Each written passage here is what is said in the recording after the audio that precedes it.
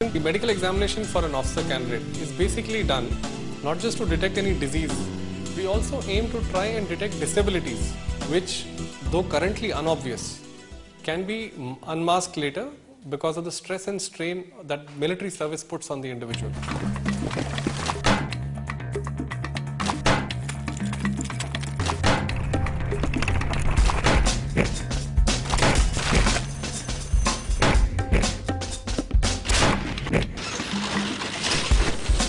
You would be surprised to know that the average rates of rejection on medical grounds almost reaches 30%. That means out of every 100 candidates, almost 30 candidates do not make it.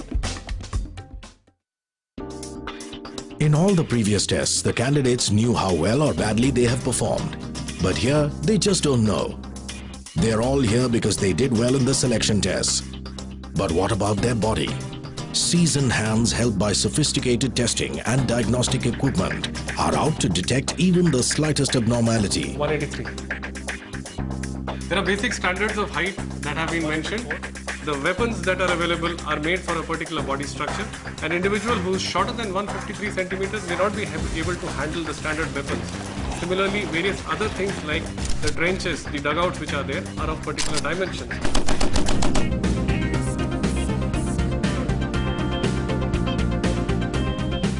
Thereafter, we look at the respiratory system, we examine the chest, we look for the shape of the chest, we examine the circumference of the chest and look for how well the chest can be expanded with a single breath. Take a deep breath.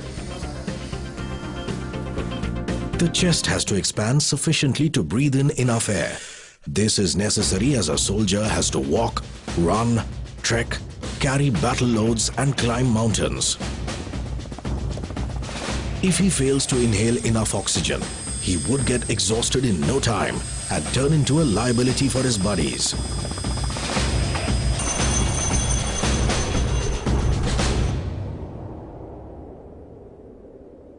Also, the air is thin at high altitude battle zones, which means there is less oxygen. If someone's lungs are not expanding to the optimum, he shall suffer oxygen deprivation. This would seriously compromise his own safety as well as his battlefield performance.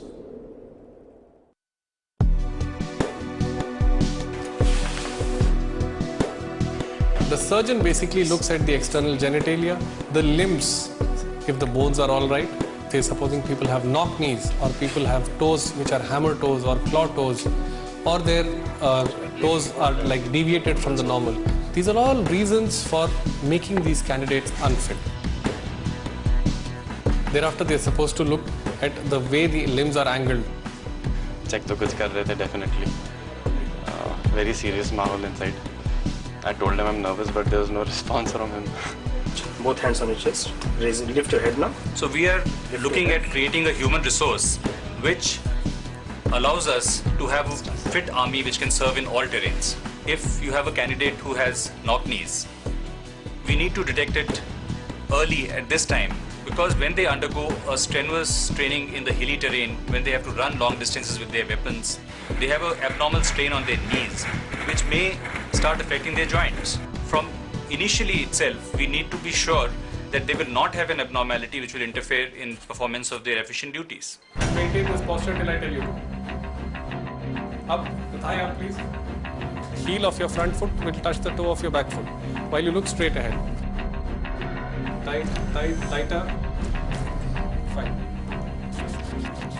Don't break my fingers. A soldier needs to have a keen eyesight.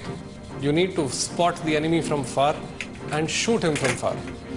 If you do not have good eyesight, you will be a very bad target, or rather you'll be a very good target for the others. DHLEN-CDPALO. The other things which people do not realize is color perception. We are born thinking this is blue, this is red, this is green. We do not know what exactly is red color. Is it the same as what others see? So the eye specialists have specific charts with which they can check the color perception of an individual. Let's say somewhere in the jungles, if a person is properly camouflaged.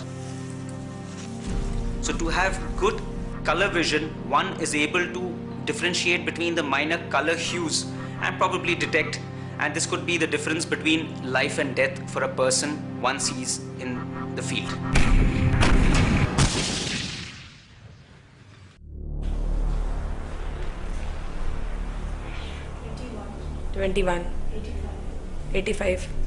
A soldier must have a sound sense of hearing in both the ears.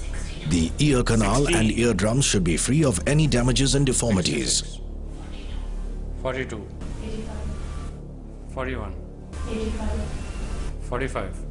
A soldier must be able to clearly hear a wide range of sounds, from a low whisper to a loud bang and all the other sounds in between.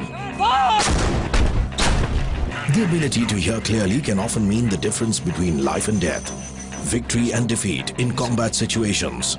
The capability to detect the source and direction of sound can be useful in locating targets and estimating their distance for launching attacks.